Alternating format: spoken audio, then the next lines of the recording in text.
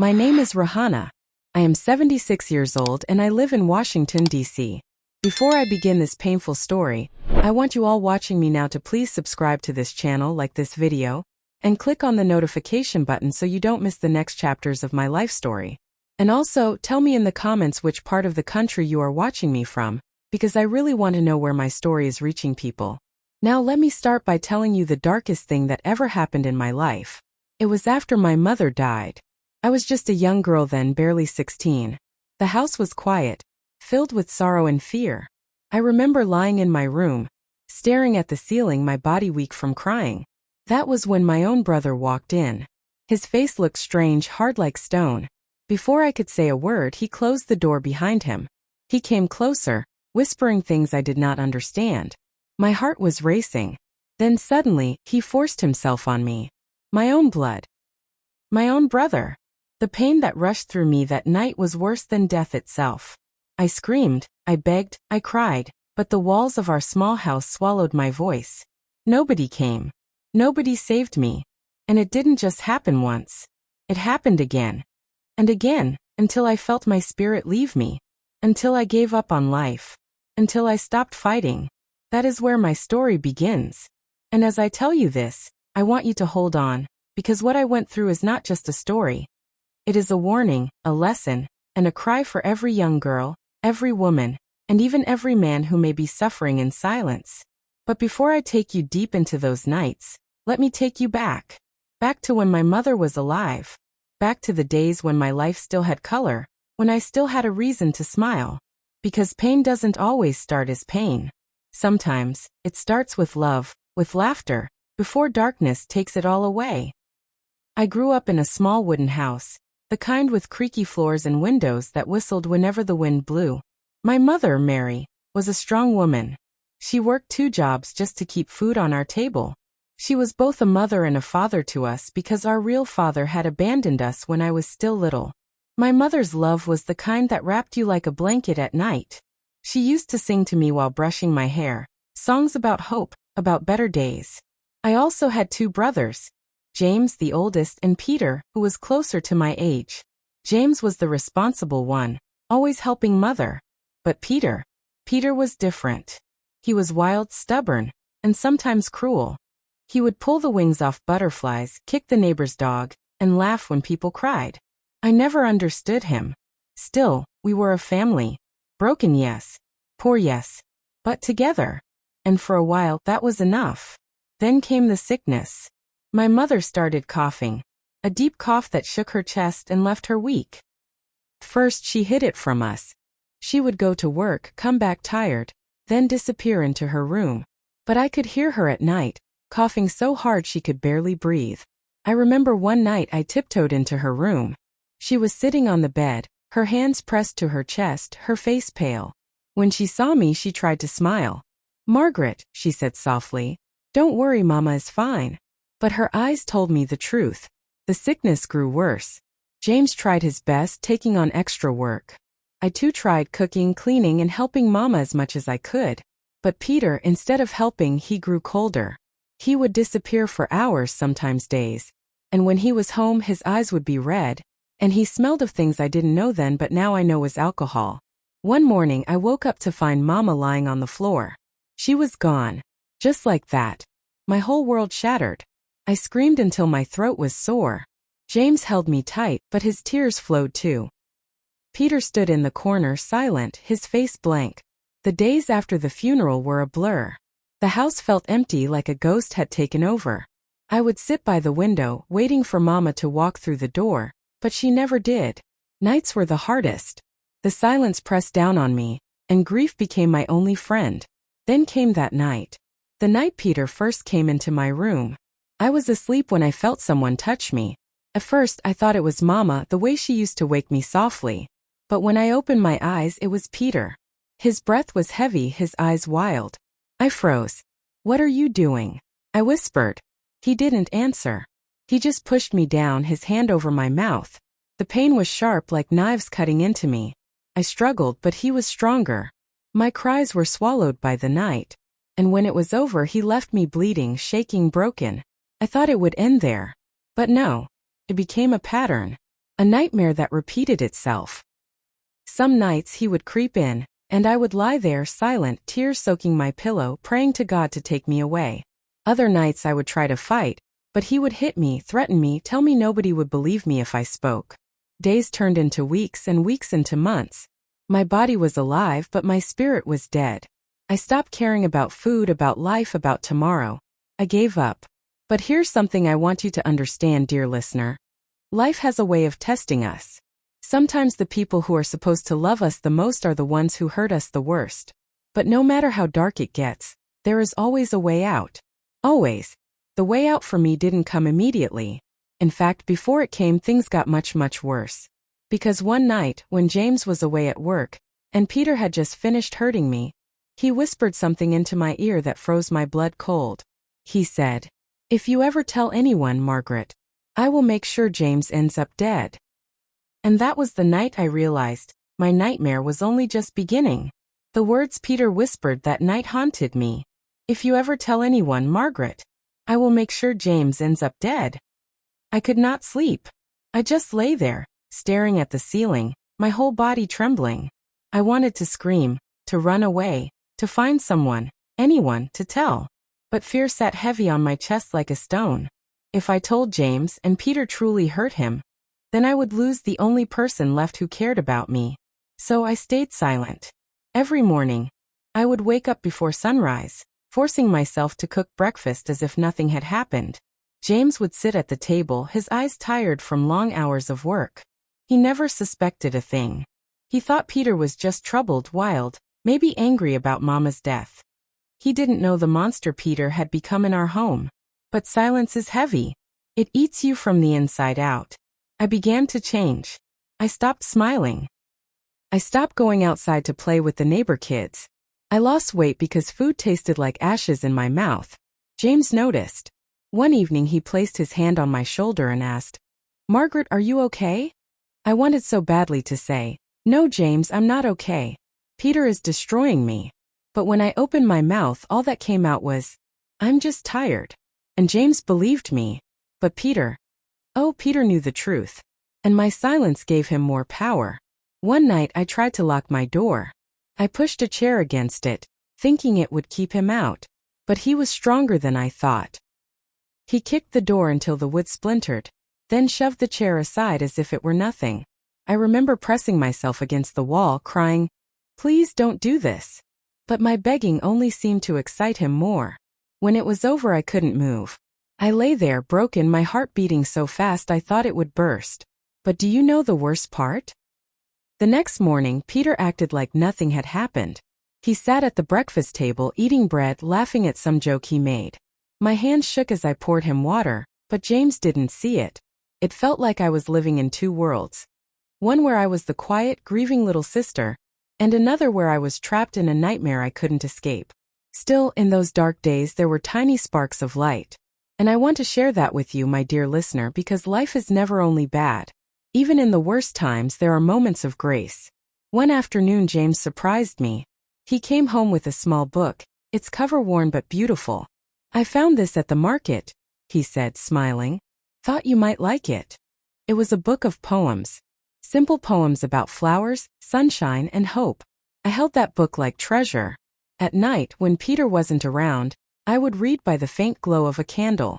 The words gave me comfort, like Mama's songs once did. They reminded me that beauty still existed, even if my world was filled with pain. But beauty never lasted long in that house, because Peter always returned. One particular night stands sharp in my memory. James had gone to stay late at work, and I was alone with Peter. I hid in the kitchen, clutching the book of poems against my chest, praying he would leave me alone. But Peter found me. His eyes were bloodshot, his breath thick with alcohol. He looked at the book in my hands and snatched it away. "What's this?" he growled. "It's mine," I whispered, shaking. He flipped through the pages, then laughed. "Poems? You think words will save you? You think reading will make you strong?" And before I could stop him, he tossed the book into the fire that was burning in the stove. I screamed. I tried to pull it out, but the flames ate it too fast. My only comfort, my only piece of peace, turned to ash right before my eyes. Peter grabbed my chin, forcing me to look at him. "You'll never escape me, Margaret," he said coldly. "Not with books, not with prayers, not with anything." My tears fell, sizzling on the hot stove. At that moment, I knew I had to find a way out, or I would not survive. But how? Where could I go? Who would believe me? For days, I carried that question in my heart. And then something unexpected happened. One Sunday, James insisted we go to church. I didn't want to go. I felt dirty, broken, unworthy to sit in God's house. But James wouldn't take no for an answer. So, I put on my plain dress and followed him. The church was filled with people singing, their voices rising like wings. For a moment I felt safe. The pastor preached about hope, about how even the darkest night cannot stop the morning from coming. His words touched me. For the first time in months, I felt a tiny flame of courage flicker inside me. After the service, a kind woman named Mrs. Wilson came to greet me. She touched my hand and said, "You look sad, dear. Remember, God sees you. He knows your pain." I wanted to break down right there and tell her everything. But Peter was standing nearby, his eyes watching me like a hawk. So I just nodded and said nothing. Still, her words stayed with me. God sees you. Maybe I wasn't as invisible as I thought. But Peter must have sensed that something was changing in me. Because that very night, he did something I never expected. I was lying in bed trying to rest when he came in again. This time he wasn't just drunk, he was angry. Furious. His fists clenched, his face twisted in rage. He slammed the door behind him and hissed, "You've been talking to people, haven't you? You think you can betray me?" I shook my head, terrified. "No, Peter, I haven't told anyone." But he didn't believe me. He grabbed a belt from his waist and lifted it high above his head. My whole body froze. And then, before I could even cry out, the belt came crashing down. The first strike of the belt burned across my back like fire. I screamed, but Peter didn't stop. He swung again and again, each lash cutting into my skin, each one breaking me down further. "Please stop," I cried. I didn't tell anyone, I swear. But Peter's eyes were wild. He didn't care about truth. He didn't care about my pain. All he cared about was control. The belt struck until my body went numb. My tears dried up, my voice cracked, and I could no longer move. Finally, when his rage had drained, he threw the belt on the floor. He leaned close to me and whispered, "Remember, Margaret, you belong to me. If you ever cross me again, it won't just be a belt. It will be worse." Then he left, slamming the door behind him. I lay there, my body burning, my heart shattered. For a long time I wished I would die right there. Death seemed kinder than life. But somehow I kept breathing. Somehow I survived that night. The next morning I covered the marks on my body with long clothes. James didn't notice. He was too tired, too busy trying to hold our broken family together. He had no idea his younger brother was destroying me in secret. But pain has a way of making you think. And that beating taught me something important. Silence was killing me. If I stayed quiet forever, Peter would never stop. The problem was I didn't know who to trust. James was the only one I loved, but if I told him, Peter might carry out his threat. And I couldn't lose James too. So I carried my secret like a heavy stone in my chest. Still, little moments of light tried to break through. I remember one afternoon, I went outside just to feel the sun. I sat under the old oak tree near our house, listening to the birds. For a brief moment, I almost felt normal again. The breeze touched my face, and I thought of Mama. I whispered, "Mama, if you can hear me, please help me."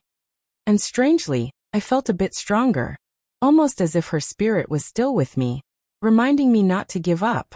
But peace never lasted long with Peter around. One evening, James brought home some groceries. He was so happy. He had found extra work, and with that money, he bought apples, bread, and even a little sugar. He said, "Margaret, let's bake a pie, like Mama used to do." I smiled for the first time in months. We worked together in the kitchen, mixing flour, slicing apples, laughing softly at old memories.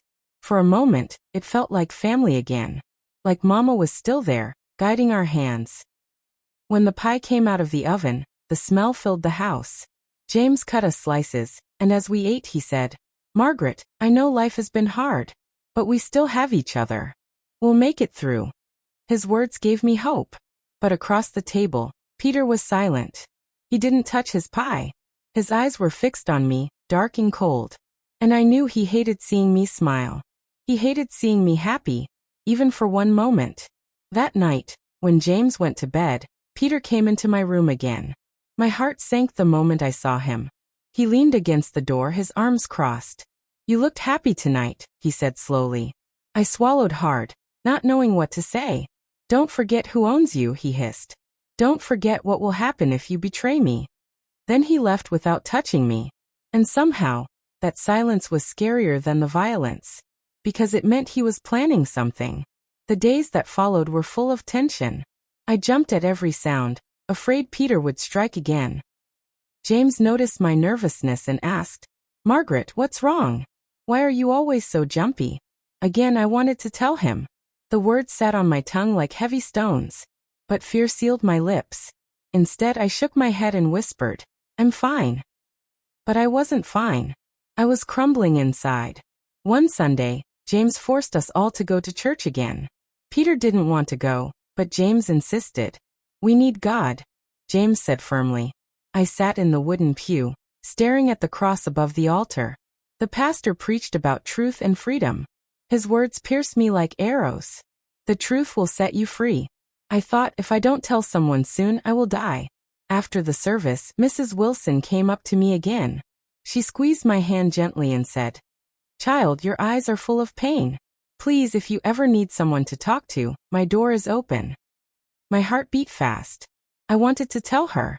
I wanted to run into her arms and pour out everything. But then I saw Peter standing near the door, his eyes burning holes into me. And once again fear won. That night, I prayed harder than ever before.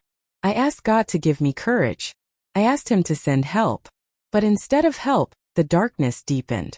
Because only 2 nights later, something happened that shook me to my core. James came home early from work. He opened the door quietly, thinking we were asleep. But at that very moment, Peter was in my room. James stepped inside, and before Peter could hide what he was doing, James saw everything. His face froze. His eyes widened in horror. And then he dropped the bag of bread he was carrying. James stood in the doorway, his eyes wide with shock. The bag of bread fell from his hands and hit the floor with a dull thud. For a moment the whole world froze. I stopped breathing. Peter's hands froze on me. The silence was so thick I could hear the sound of my own heartbeat pounding in my ears. "Peter," James whispered, his voice trembling. What are you doing?" Peter jumped back like a guilty thief caught in the act. His face twisted with anger and fear. "It's not what it looks like," he shouted. But James had already seen enough. His face turned red, his fists clenched. You're hurting her," he cried. "Margaret, is this true? Has he been hurting you?" My throat closed up. I wanted to scream yes. I wanted to fall into James's arms and finally let it all out. But fear choked me. Peter's threats rang in my ears. "If you ever tell anyone, James will die." So I stayed silent. Tears streamed down my cheeks, but no words came out. Peter saw my silence as his weapon. He stepped forward quickly. "She's lying," he said coldly. "She wanted it. Don't listen to her tears, James. She's just confused because Mama died. You don't understand her." James's face twisted in disgust. "You're my brother, Peter. How could you say something like that? She's our sister." Peter's jaw tightened. His eyes darkened like storm clouds. "Watch your mouth," he spat. James stepped forward, his fists ready. "No, you watch yours. I've been blind, but not anymore. If you ever touch her again, so help me God, I'll..." Before James could finish, Peter lunged at him. The two of them crashed into each other, fists flying. The sound of punches echoed through the small house. I screamed, covering my ears, but I couldn't block out the violence. James fought with all his strength, fueled by anger and love for me. But Peter was stronger, his body heavier. He slammed James against the wall, his fists striking his face again and again. Blood splattered across the floor. "Stop. Please stop," I cried, trying to pull Peter back. But he shoved me so hard I fell to the ground, the breath knocked out of me. James groaned, his body slumping. Peter stood over him, breathing heavily. his chest rising and falling like a raging bull. "You should have stayed out of it," he hissed. For a moment I thought Peter was going to kill him right there. My heart pounded in terror. I crawled toward James, shaking him, begging him to wake up. Finally Peter stepped back. His face was full of rage but also fear. He knew James had seen too much. He knew things could never go back to how they were. "Listen to me, Margaret," Peter growled, his finger pointing at me like a knife. "If James tells anyone, I swear I'll finish him. And you too. Both of you." Then he stormed out of the house, slamming the door so hard the walls shook. I held James in my arms, sobbing. His face was swollen, blood dripping from his nose. Slowly, his eyes fluttered open. "And Margaret," he whispered weakly, "I'm sorry. I should have known." Tears poured down my face. "Don't say sorry, James. It's not your fault. It's mine. I should have told you." He shook his head. "No, it's Peter. He's the monster. Not you." His hand squeezed mine weakly. "We can't stay silent anymore. We have to do something." But fear gripped me again. "If we tell, he'll kill us," I whispered. James struggled to sit up. Pain was etched all over his face, but determination burned in his eyes. "No, Margaret." Silence is what gives him power. We have to fight back. Somehow. For the first time I felt a flicker of hope. Maybe James was right. Maybe together we could find a way out. The next few days were tense. Peter avoided us, disappearing for long hours. James and I whispered in secret, trying to come up with a plan. "We could tell the police," James suggested. "Or maybe talk to Pastor Thomas." But I shook my head. What if they don't believe us? What if Peter finds out before they can help? James's eyes darkened. "Then I'll protect you myself. No matter what it takes." For the first time, I believed him. James was my shield. My only hope. But little did I know, Peter was already planning his next move. One evening, when the sun was setting and shadows stretched across the house, there was a knock at the door. James went to answer it. I stayed in the kitchen, drying dishes. At first, I thought it was just a neighbor. But then I heard strange voices. Men's voices. Curious, I peeked from the kitchen. My heart nearly stopped. Peter was standing there, with two other men I had never seen before. Their faces were hard, their eyes cold. They looked dangerous. James stood stiffly in the doorway, blocking them. "What's going on, Peter?" he demanded. Peter smirked. "These are my friends. They're here to teach a lesson." And the way those men looked at me, I knew exactly who the lesson was for. When I saw those two men standing beside Peter, my stomach twisted into knots. Their eyes were sharp, cruel, like wolves waiting to devour. One of them was tall with a scar running across his cheek. The other was short but broad, his fists as big as hammers. James stood at the door like a shield, blocking their way in. His voice was steady, though I could hear the fear underneath. "They're not coming inside, Peter. Whatever you're planning, it ends here." Peter smirked, folding his arms. "Move, James. This isn't your fight." James stood taller. "It is my fight. You've already hurt Margaret enough. I won't let you bring strangers into this." The tall man with the scar chuckled. "The girl's scared already. Look at her shaking." His eyes swept over me, and I felt dirty, like his gaze had stripped me bare. "Don't you dare look at her," James snapped, stepping forward. The shorter man cracked his knuckles, his grin cruel. "We'll go through you if we have to." Peter shoved James in the chest hard. "You think you can protect her forever? You're weak. You couldn't even protect Mama, and you think you can save Margaret?" James's face turned red with anger. He swung a fist at Peter, catching him across the jaw. Peter stumbled, but the other two men lunged at James immediately. The fight was brutal. Fists, kicks, grunts filled the air.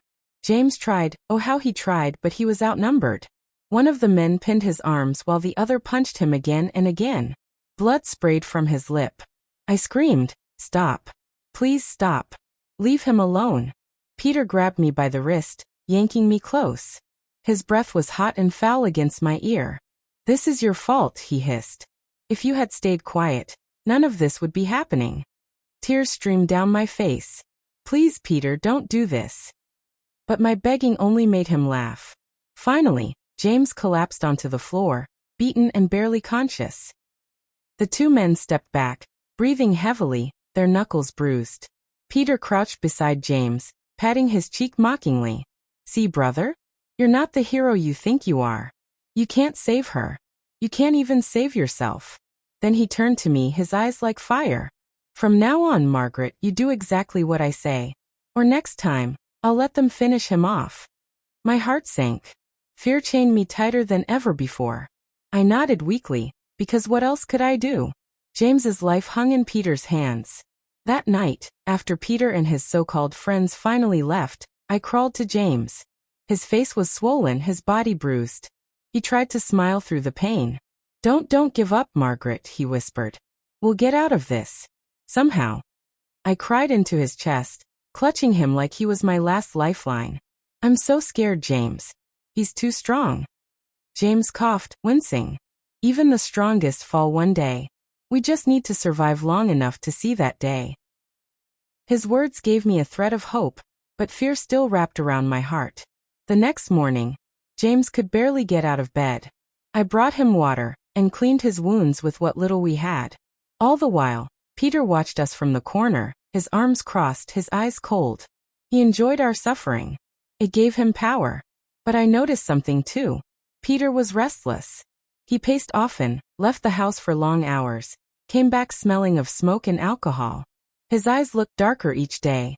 It was as if the evil inside him was growing too big for even his own body to carry.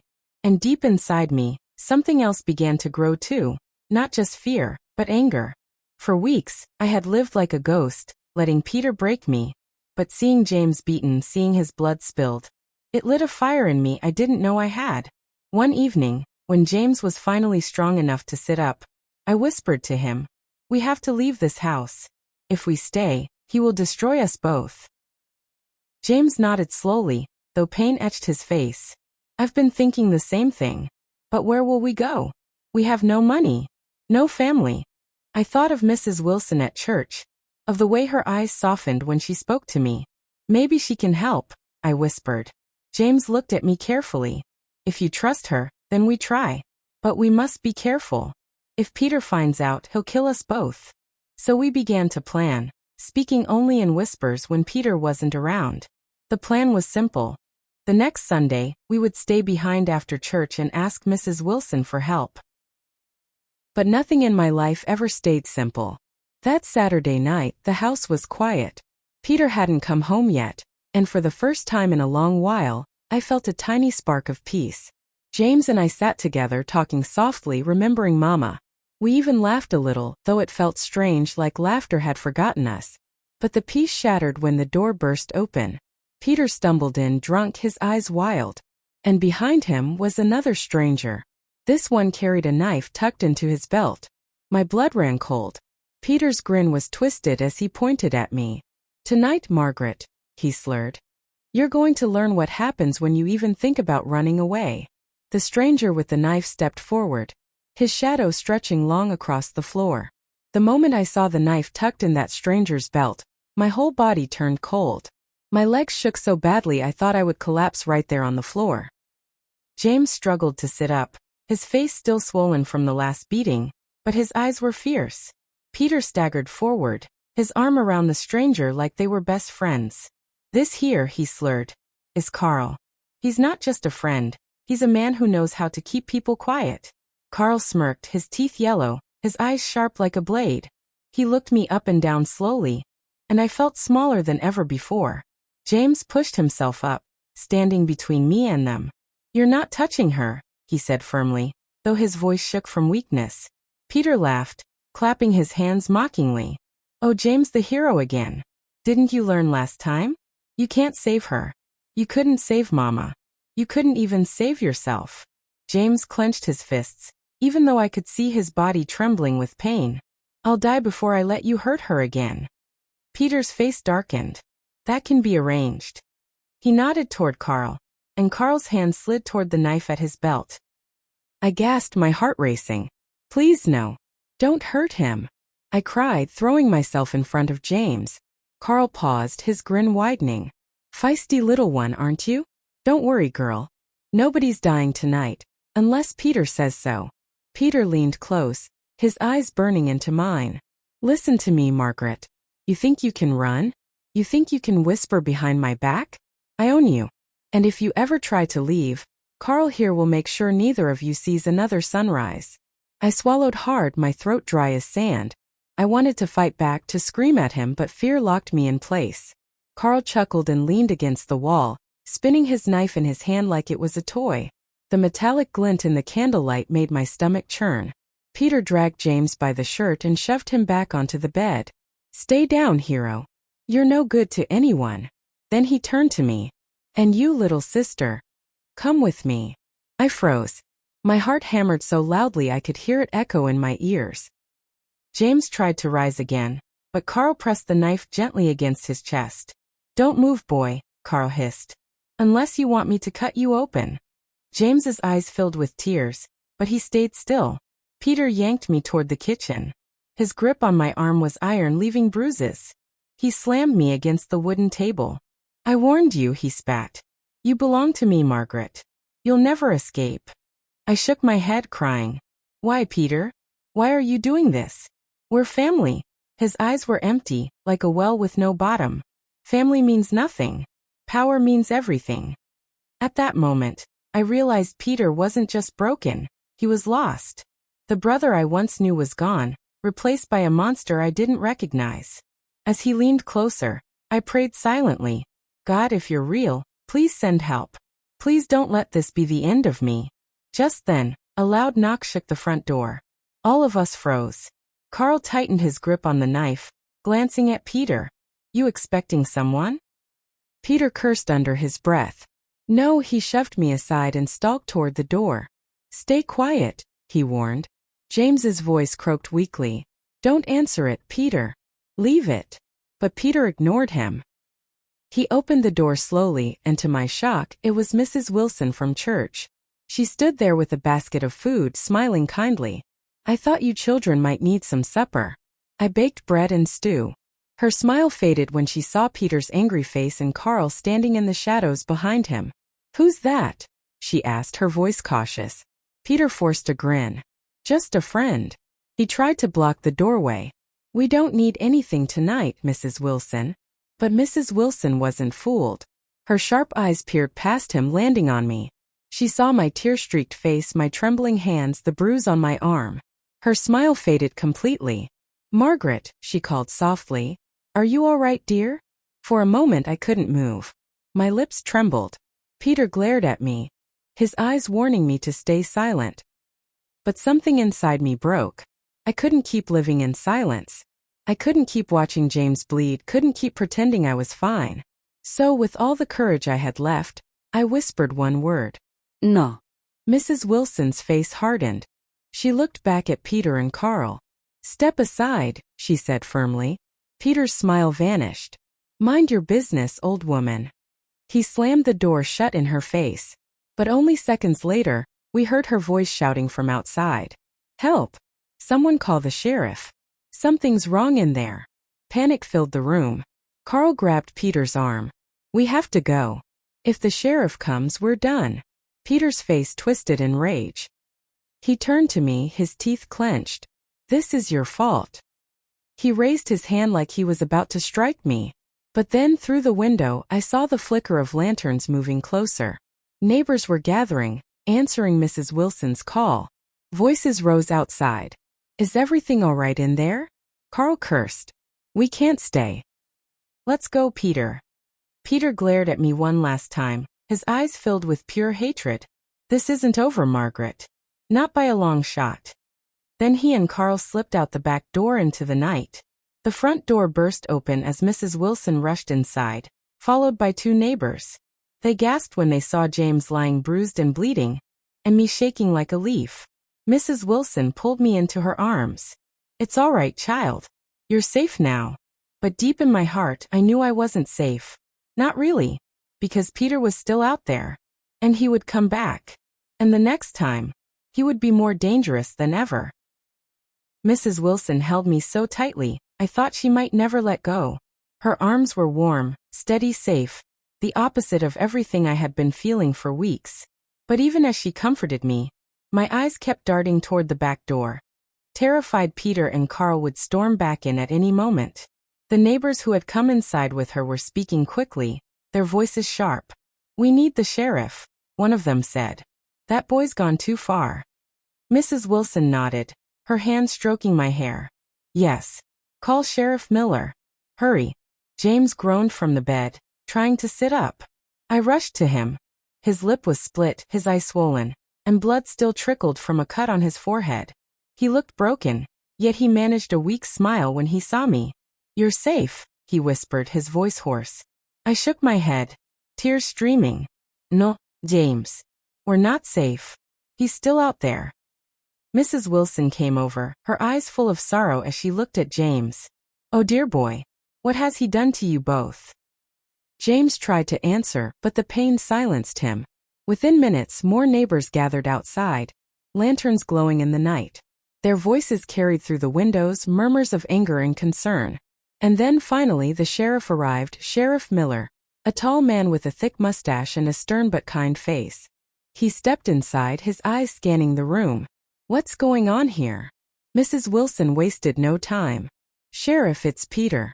That boy has been abusing his sister, and tonight he brought strangers here, men with knives. He's out of control." Sheriff Miller turned to me, his gaze softening. "Margaret, is that true?" For a moment I froze. My whole body shook. This was my chance to speak, but fear wrapped around my throat like chains. What if Peter came back and killed us for telling? James reached for my hand, squeezing it gently. "Tell him," he whispered. I swallowed hard, then nodded. "Yes, Sheriff. It's true. He's been hurting me. And James too. Tonight he brought a man with a knife. I thought we were going to die." Gasps filled the room. Mrs. Wilson put her arm around me protectively. Sheriff Miller's jaw tightened. "Where did he go?" "Out the back," one neighbor said. "But by now he could be anywhere." The sheriff straightened his hat. "I'll send men to search.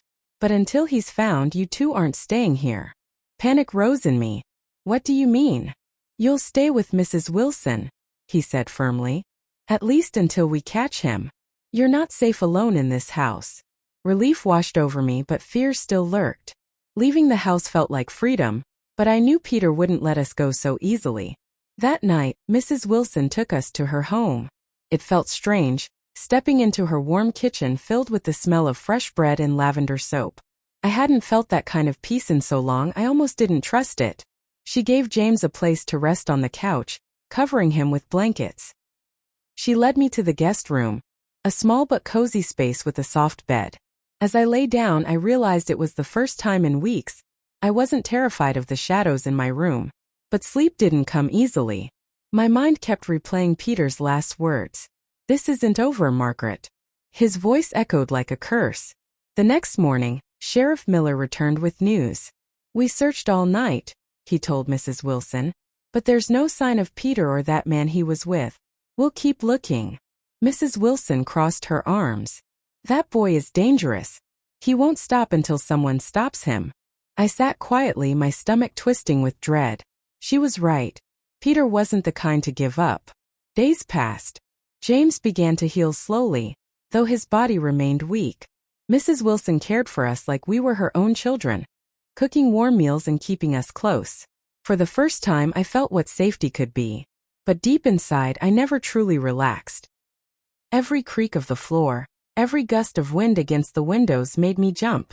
I kept expecting Peter to appear, his eyes burning with hate. One evening, as the sun dipped low, Mrs. Wilson sat with me at the kitchen table.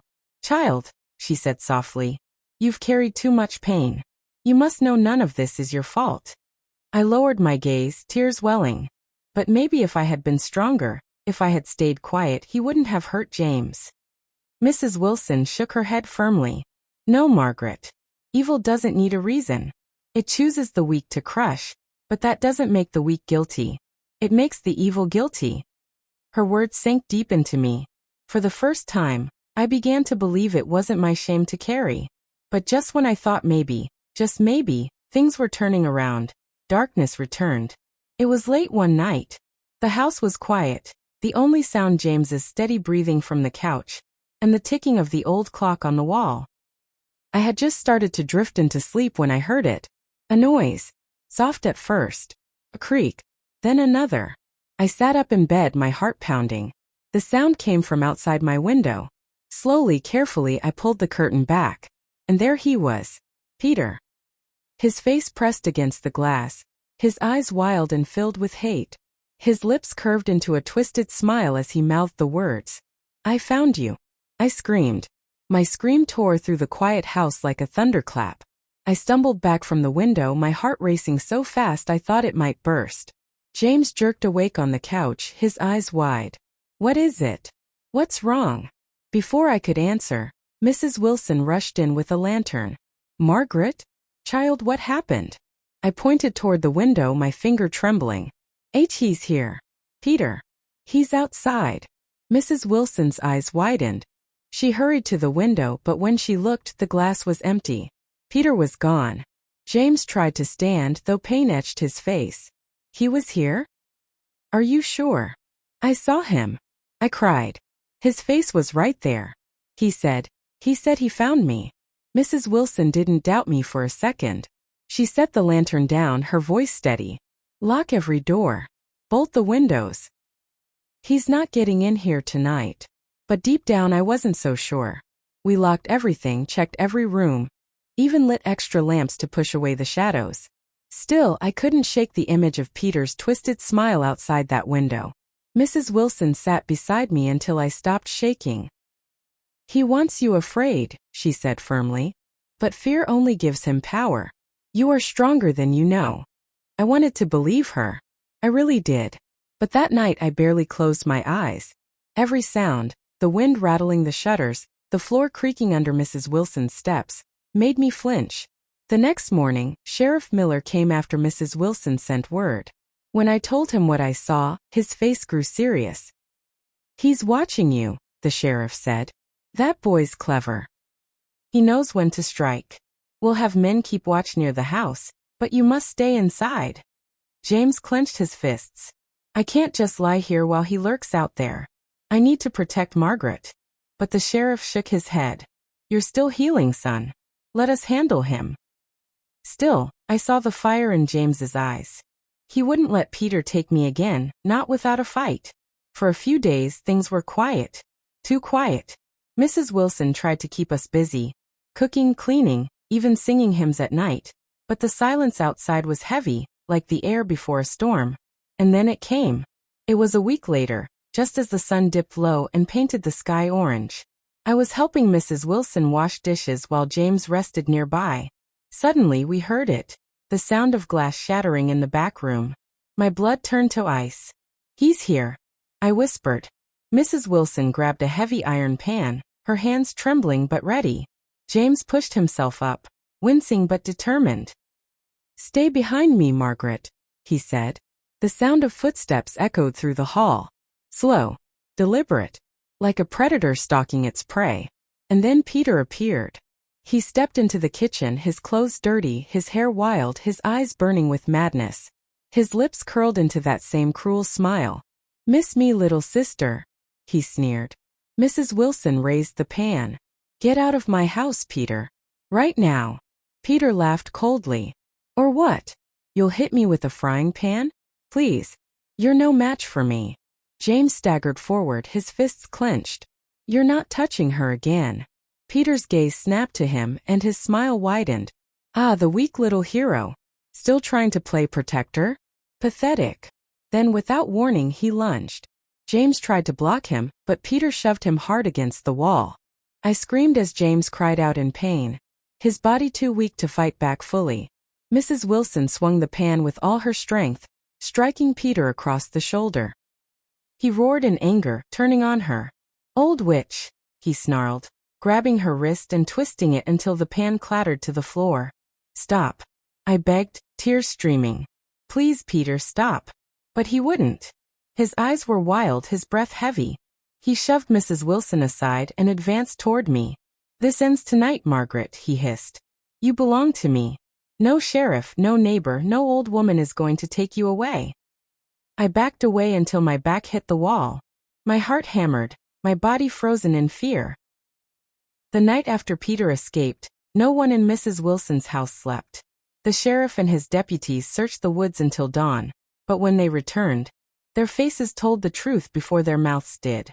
"He's gone," Sheriff Miller said, his voice heavy. "We lost him in the trees. He knows the land too well." James slammed his fist weakly against the arm of the couch. "You had him. You were right there." The sheriff put a hand on his shoulder. "We tried, son. But Peter's clever. Don't worry, we'll catch him. It's only a matter of time."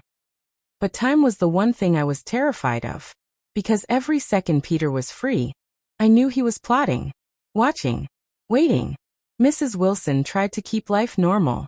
She cooked breakfast, hummed hymns, and even forced me to sit in the garden with her so the sun could touch my skin again. But no matter how many times she reminded me I was safe, my eyes always drifted to the edges of the yard, searching the shadows. One afternoon, as I watered Mrs. Wilson's flowers, James limped outside to join me. His face still carried bruises, but the fire in his eyes was stronger than ever. "He won't stop, Margaret," he said quietly. "You know that, right?" I nodded slowly. "I know." "Then we can't just hide and wait for him to come. We need a plan." Fear twisted in my stomach. "A plan? What kind of plan?" James lowered his voice. "To fight back." The word felt dangerous on my tongue. Fight back? Against Peter? The same Peter who had beaten James nearly to death. The same Peter who brought men with knives into our home? I shook my head. "James, we can't. He's too strong. He has people. Friends like Carl." James clenched his jaw. "I don't care how strong he is. I can't sit here while he keeps hunting you. He's our brother, but he's not family anymore. He's a monster." The truth of his words cut deep. That night, I couldn't sleep. I lay awake staring at the ceiling, listening to the crickets outside, and thinking of James's words. Maybe we couldn't fight Peter head-on, but could we outsmart him? Could we trap him the way he always trapped us? I didn't know the answer. But one thing was certain. If we did nothing, he would return, and next time he wouldn't leave without blood. The next day, Sheriff Miller came back with grim news. "We've had reports," he said, "of Peter and another man seen near the river stealing food. Folks are scared. He's not just after you anymore. He's dangerous to the whole town." Mrs. Wilson folded her arms. "Then lock him up already." "We're trying, ma'am," the sheriff replied. "But to catch him we might need bait." His eyes shifted to me. My stomach dropped. "Bait?" James instantly stepped in front of me. No. "Absolutely not.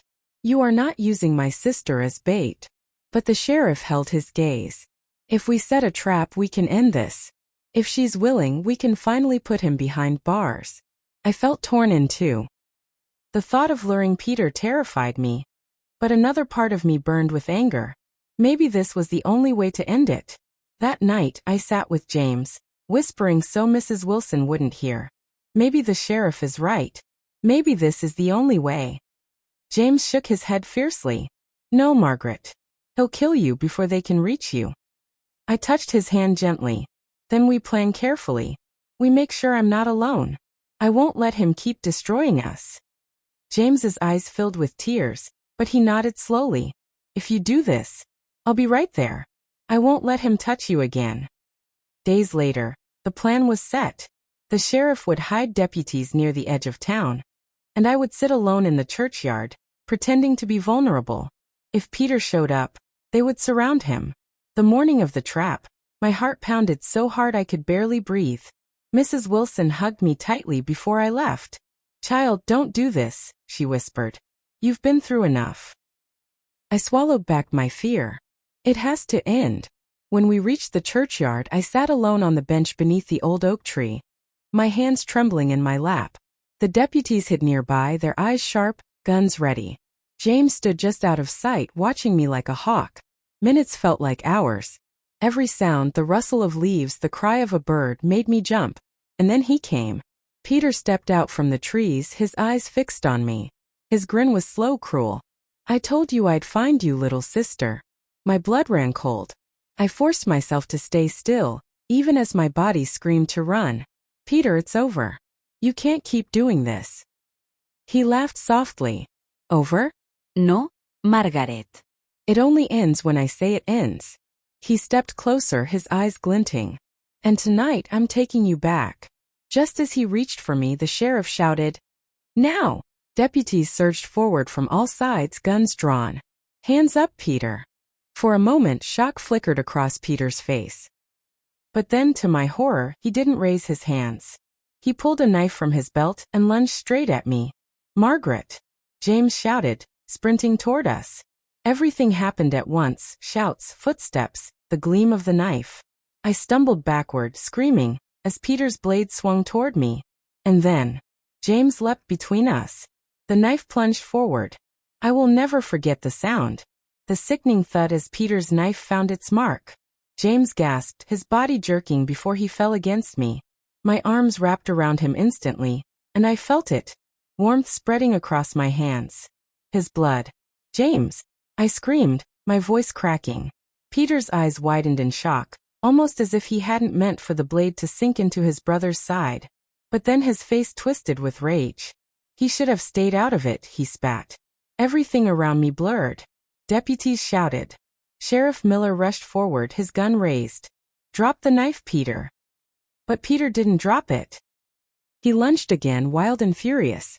I shrieked, trying to drag James back, but James, even bleeding, still pushed himself forward, blocking Peter from me. "Run! Margaret!" he gasped. The deputies fired a warning shot into the air.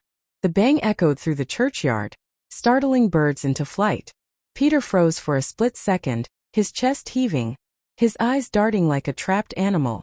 Then, with a roar, he turned and bolted toward the woods, vanishing into the shadows before anyone could grab him. "After him!" the sheriff bellowed, and 2 deputies chased him into the trees. But I couldn't think about Peter anymore. All I could see was James, pale and trembling, in my arms. "Stay with me, James.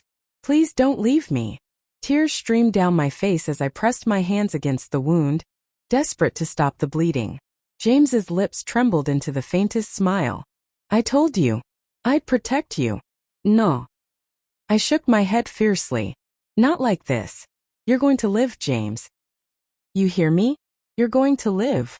Sheriff Miller knelt beside us, pulling a cloth from his bag.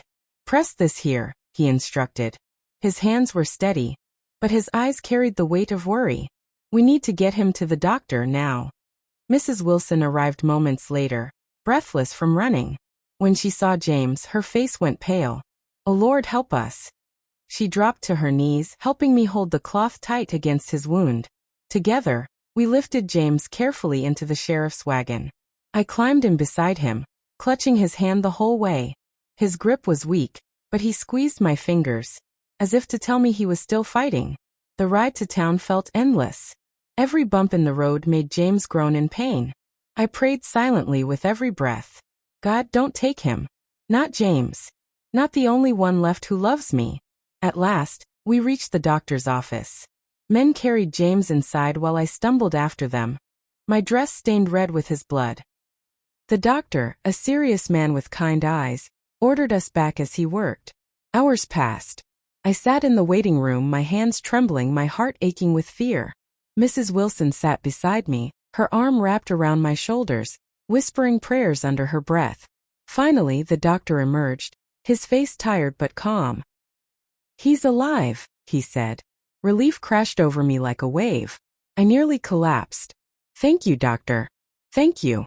"But," the doctor added, "the knife went deep. He'll need rest. No stress, no movement for a while. If the wound gets infected." He didn't finish the sentence, but I understood. I was allowed to see him. When I entered the small room, James lay on a bed, pale as snow, but his eyes fluttered open when he heard my steps. "You're still here," he whispered weakly. I rushed to his side, grabbing his hand. "I'll always be here. You saved me, James. Again." He tried to laugh, but it turned into a cough. "That's what brothers are for." My chest tightened. No, James. "That's what good brothers are for. Peter. Peter doesn't deserve that word anymore." James's gaze softened. "You're stronger than you think, Margaret. Promise me you won't give up." I nodded, tears blurring my vision. "I promise." For a few days, things seemed calmer. The sheriff doubled the watch around Mrs. Wilson's home. James rested under the doctor's care. Neighbors brought food, blankets, even flowers. For the first time, I felt the town standing with me, not against me. But peace never lasted long where Peter was concerned. On the fourth night, as I sat by James's bed humming softly to him, the sheriff arrived with grim news. "We found Carl," he said. That night, I barely slept. I sat beside James, listening to his shallow breaths, staring at the shadows in the corners of the room. Every creak of the floorboards made me flinch, certain Peter was coming back. And then it happened. Sometime after midnight, I heard it, a faint tap at the window. My blood turned cold. I turned my head slowly, and there, in the moonlight, a folded piece of paper had been slipped under the frame. I crept forward, my heart racing, and picked it up. The handwriting was messy, but I knew it instantly. It was Peter's. The note said, "You think you can hide behind the sheriff and the old woman. But nothing can keep me from you. Next time I won't miss. You are mine, Margaret. Always." My hands shook so badly I almost dropped the paper. And then, from outside, I heard it. That laugh. Peter's laugh. Low. Cold. Promising he was closer than we thought. My heart jumped. Carl? The man with the knife. The sheriff nodded. Yes. He was hiding near the river. But he wouldn't talk. When we tried to bring him in, he pulled a gun. We had no choice but to put him down. I shivered, my stomach churning. One threat gone. But the worst still out there. And Peter? I asked quietly. The sheriff's eyes hardened. No sign of him. But he won't stop. Men like him never do. The laugh froze me in place. My body went stiff, my chest so tight I could hardly breathe. That laugh. I had heard it so many times when Peter wanted to show me I had no way out. And now it was right outside the window, slipping through the night air like poison. I clutched the note in my trembling hand. My knees felt weak. For a moment, I thought I might collapse. Margaret. James's voice was faint, hoarse, but it still cut through the silence. What is it? What's wrong? I didn't want to scare him, not while he was fighting to stay alive. But I couldn't lie either. My eyes darted back to him. He's here. I whispered. Peter's here. James tried to push himself up, his face twisting in pain as he clutched his bandaged side. No, stay away from the window, he ordered, his voice breaking. Call the sheriff. I rushed to him, pressing him gently back to the bed. Don't move, James, please. You'll open the wound again.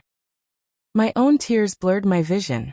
But before I could reach for the bell to call the doctor or the sheriff's men outside, another sound made my blood run cold. Scratching. At the door. Slow, deliberate, like claws dragging against the wood. James's eyes widened. He's trying to get in. I backed away from the door, my heart slamming against my ribs. We're not alone. The sheriff's men are outside, he won't dare. But deep inside, I knew Peter would dare. He always dared. The scratching stopped. Silence filled the room, so heavy it hurt my ears. I strained to listen, my whole body shaking. Then, out of nowhere, bang. The front window shattered, glass exploding inward. I screamed and dropped to the floor as cold night air rushed in. The lantern flickered wildly. Margaret! James cried, trying again to rise despite the blood soaking through his bandage. Through the broken glass I saw him. Peter. His face pale under the moonlight, eyes blazing with madness. He didn't climb in, not yet. He just stood there, smiling that cruel smile, as if watching me squirm gave him pleasure. Didn't I tell you?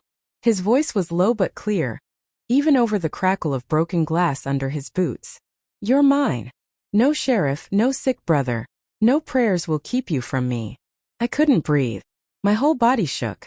But somewhere deep in me, a spark of courage flickered. I wasn't the same girl he had broken years ago. I was tired of being afraid. I stood, my fists clenched at my sides. You'll never have me, Peter. Not now. Not ever. His smile vanished. His face twisted with rage. In a heartbeat, he hoisted himself through the window, shards of glass cutting into his arm, but he didn't even flinch. Margaret! James groaned, dragging himself halfway out of bed. Peter's boots hit the floor. His knife gleamed in the dim light. He took one step toward me, then another, like a wolf closing in on its prey. My heart raced, my palms slick with sweat. I glanced around, desperate for anything I could use to defend myself. My eyes landed on the heavy brass candlestick on the bedside table. I grabbed it, holding it out in front of me. My hand shook, but I lifted it high. "Stay back, Peter," I warned, though my voice quivered. He chuckled, the sound dark and cruel. "You think you can stop me with that?" He lunged. I swung with all my strength. The candlestick cracked against his shoulder, sending him stumbling backward with a snarl. For one heartbeat I thought maybe, just maybe, I had a chance. But Peter recovered fast. His eyes burned hotter than ever, his grip tightening on the knife. "You'll pay for that," he hissed. Before he could strike again, the door burst open. Sheriff Miller and 2 deputies stormed in, guns raised. "Drop it, Peter," the sheriff roared. Peter froze, knife still in hand, his chest heaving. His eyes darted between me, the sheriff, and James bleeding on the bed. For a moment, I thought he might surrender. But then, that twisted smile returned. "You'll never stop me," he whispered. And in one swift motion he hurled the knife, not at me this time, but at James. I screamed. The world slowed, my heart stopping as the blade spun through the air. The knife cut through the air so fast my eyes barely followed it. All I could do was scream. But before the blade struck James, one of the deputies dove forward, knocking it aside. The knife clattered harmlessly to the floor. I gasped, clutching my chest as my knees nearly gave way. Peter roared like a wild animal, rage twisting his face. He lunged for the knife again, but Sheriff Miller fired. The bullet struck the wooden floor just inches from Peter's feet. "Don't move," the sheriff barked. "One more step and I won't miss." For a split second Peter froze. His chest rose and fell, sweat dripping down his temples. His eyes, those cold, merciless eyes, locked onto mine. "This isn't over, Margaret," he hissed. And then, with a sudden burst of speed, he shoved the deputy aside, crashed through the broken window, and vanished into the night. The deputies rushed to the window, shouting, but he was already gone, swallowed by darkness. I sank to the floor, my whole body trembling, tears streaming down my face. James groaned from the bed. "Margaret, are you safe?" I rushed to his side, grabbing his hand. Yes, I'm safe. Don't you dare move, James. Please. You've already risked enough." The sheriff cursed under his breath. "He's slippery, that one. But we'll get him. I swear it." The deputies left to search the woods again, while Sheriff Miller stayed behind. He stood by the door, watching me as I wiped the sweat from James's brow. "You can't keep living like this, Margaret," he said softly. "He won't stop until one of you is dead." His words cut deep. I wanted to argue, to insist that somehow this nightmare would end without more blood. But I knew the sheriff was right. Peter had become more than just my tormentor. He was a shadow that haunted every step of my life. The next morning, the town was buzzing. People whispered in the streets, shocked that Peter had dared attack even with lawmen nearby. Some said he was possessed. Others said he was pure evil. A few still blamed me, muttering that I must have done something to bring such madness into my family. Their words pierced me like arrows, but I forced myself to keep my head high. If I showed weakness, Peter would win, even in his absence.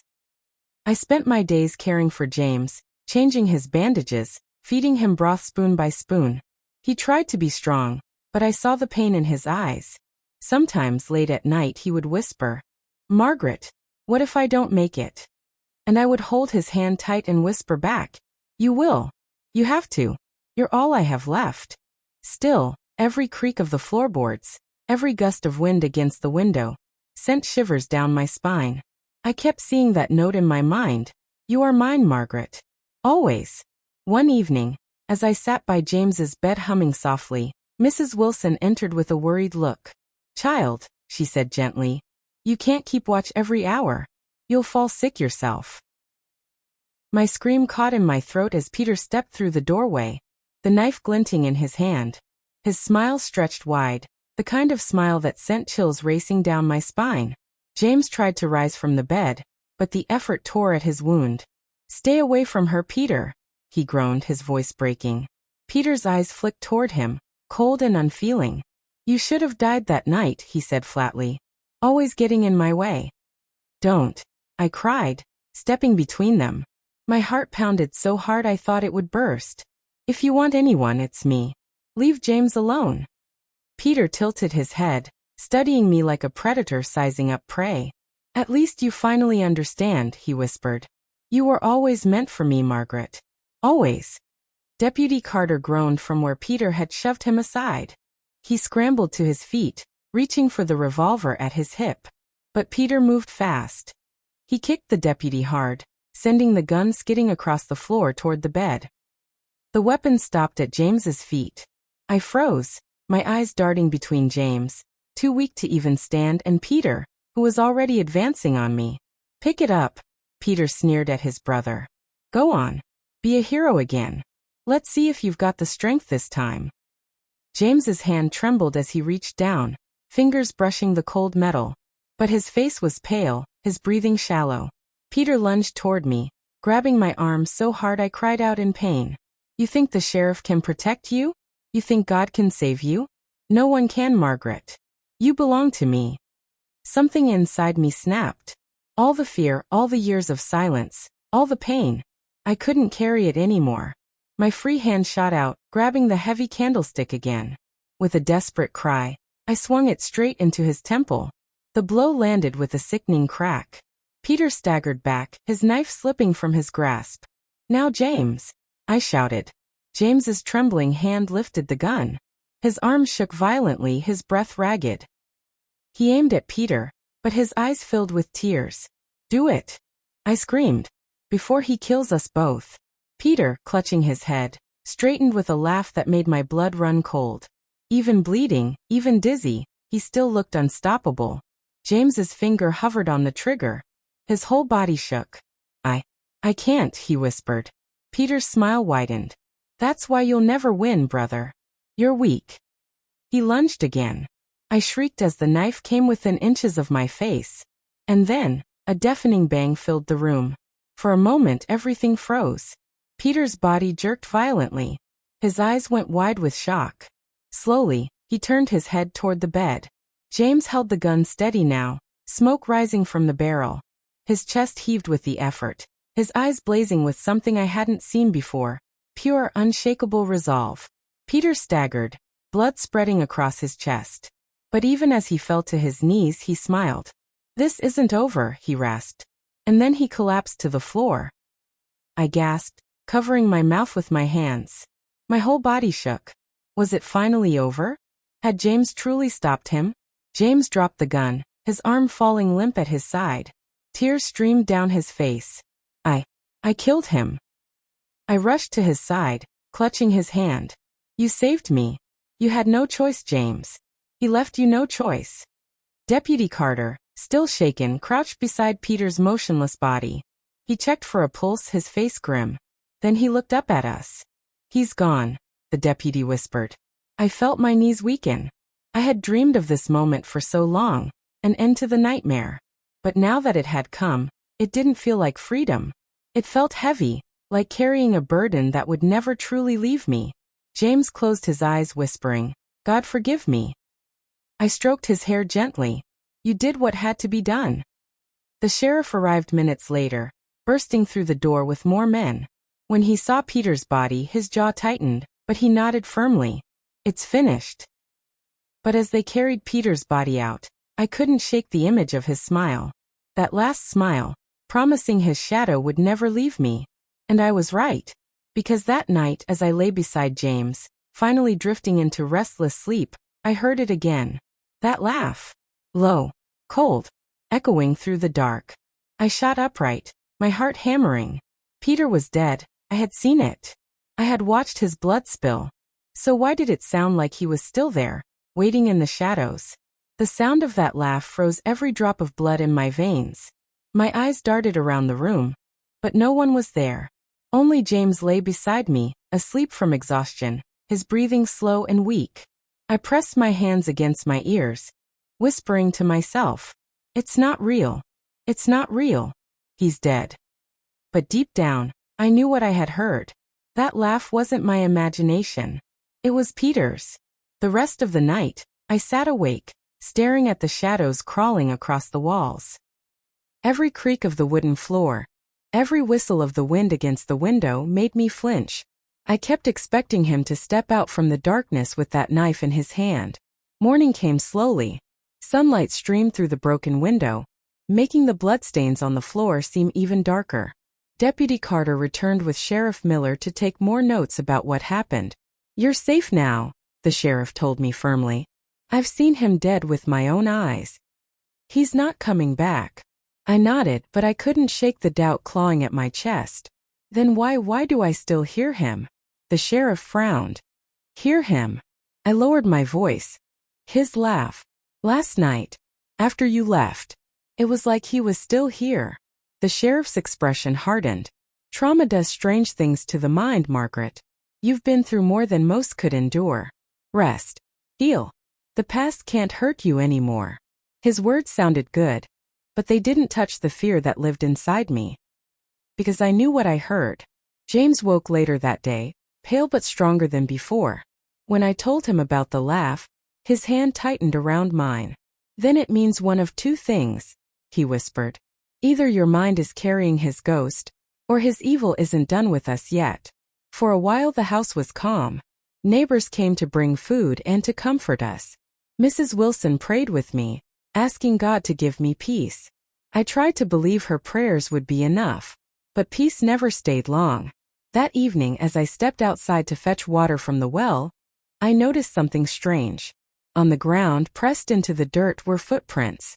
Large, heavy boots. They led straight toward the house and stopped under the broken window. My breath caught. I knelt to touch the prints. They were fresh. "Sheriff!" I cried, running inside. He came out quickly, his face stern. When he saw the prints, his jaw clenched.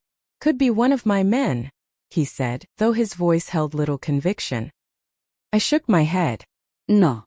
"These are his. I know it." The sheriff didn't argue.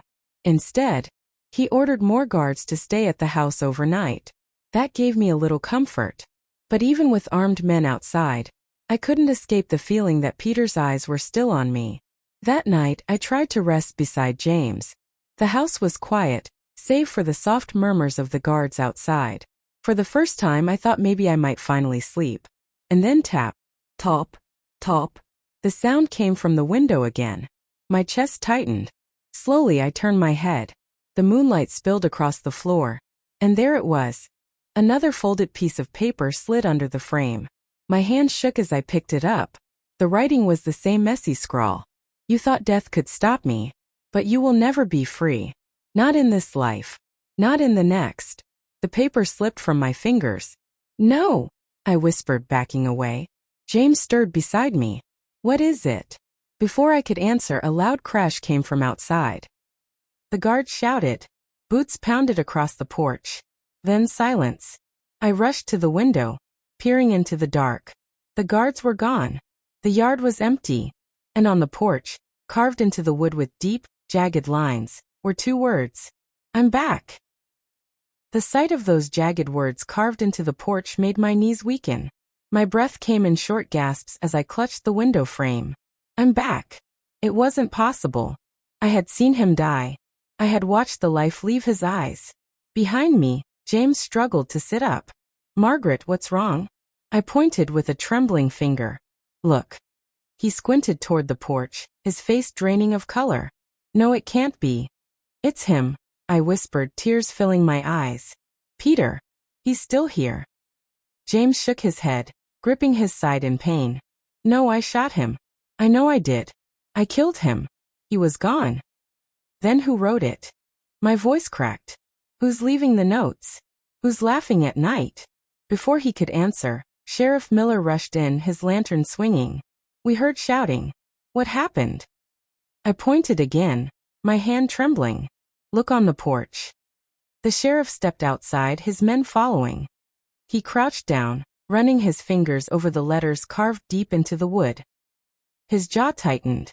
"This wasn't here an hour ago," he muttered. He straightened, scanning the dark yard with sharp eyes. "Whoever did this is playing games.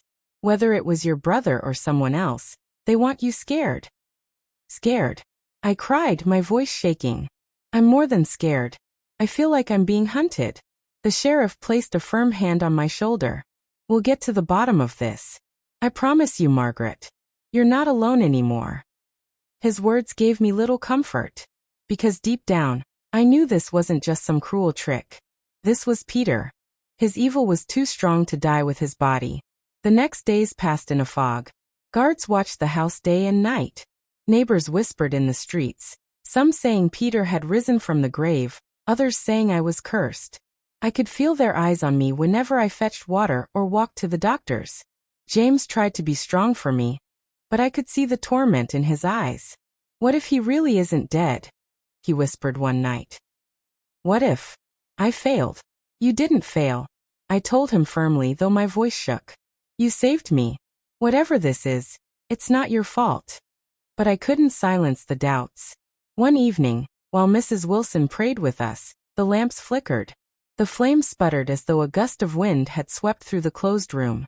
Then the shadows seemed to lengthen, stretching across the walls like fingers reaching for me. Mrs. Wilson clutched her Bible tighter. The devil walks close here, she whispered. That night, I dreamt of Peter.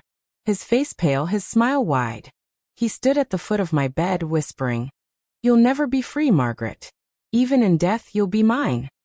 I woke with a scream, sweat pouring down my face. James stirred weakly, reaching for me. It's okay, he murmured.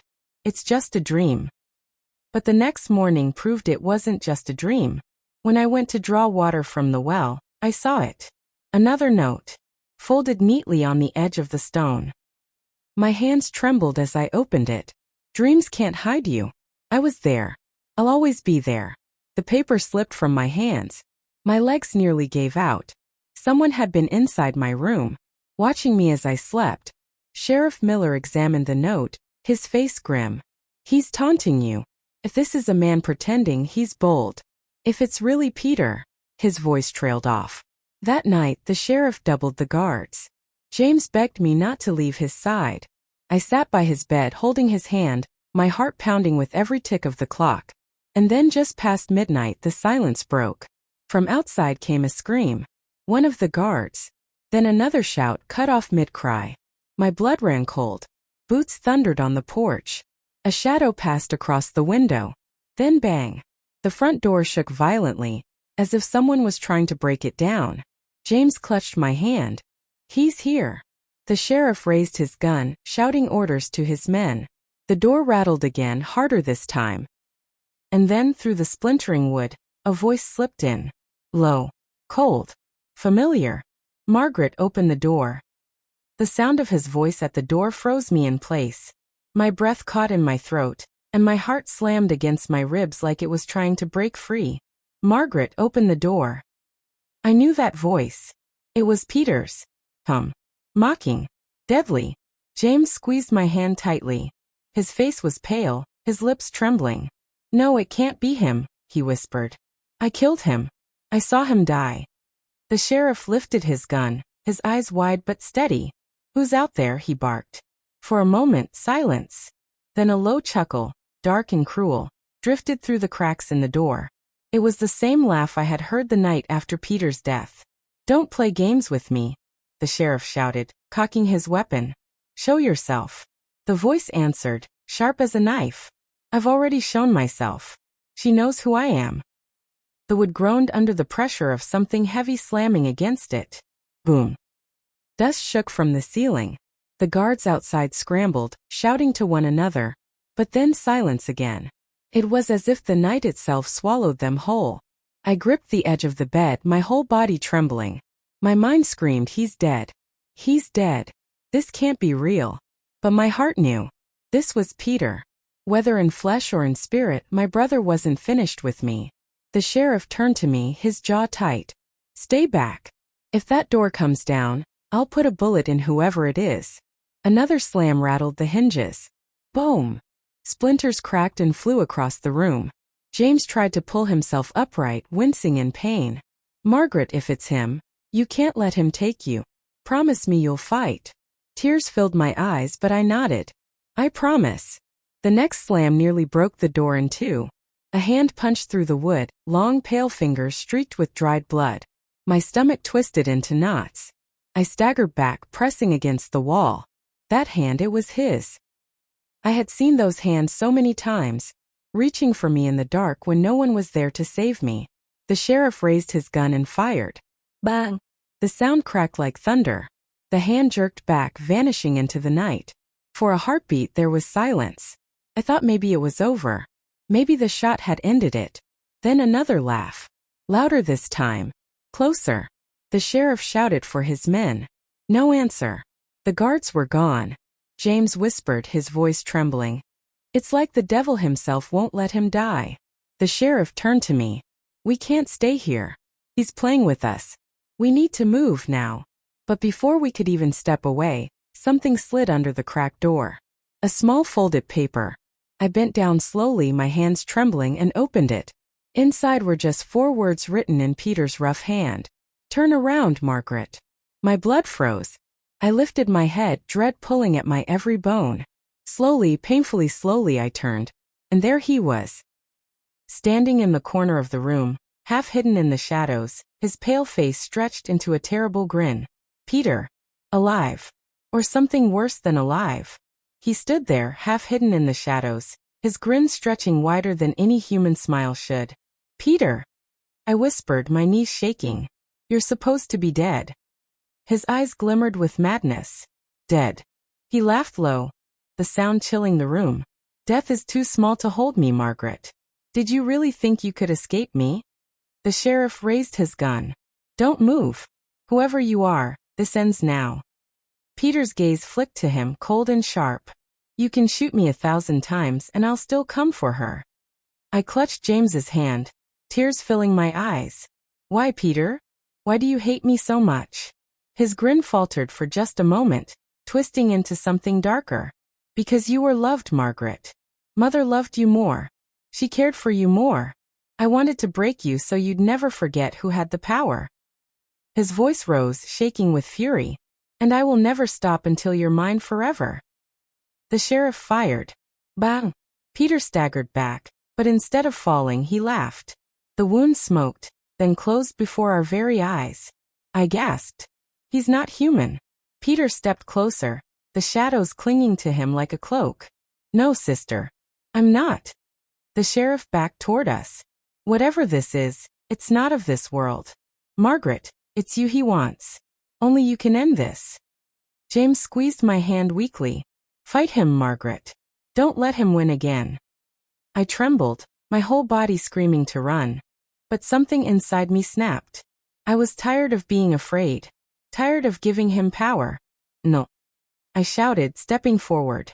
You don't own me anymore, Peter. You never did. His grin faltered. What did you say? I said you don't own me. You tried to break me, but I'm still standing. You took my childhood, my peace, my hope. But you will not take. Light filled the room. Not from the lamps, not from the moon, but from within me. It burned through the darkness like fire. Peter shrieked, his body. For the first time in years. Years later, when I tell this story to you, my children and grandchildren, I want you to remember this. Evil grows when we stay silent. But it dies when we face it with courage. No matter how broken you feel, you are never powerless. I am Margaret L., and I'm speaking from Texas at the age of 78. Thank you for listening to my story. Please, if you are touched by what I've been through, don't forget to like, subscribe, and click the notification bell so you don't miss more of my stories. And let me know in the comments below, which part of the country are you watching from? I love to know where my family of listeners are. And above all, never forget the lesson. No matter what darkness you face, there is always a way to fight back.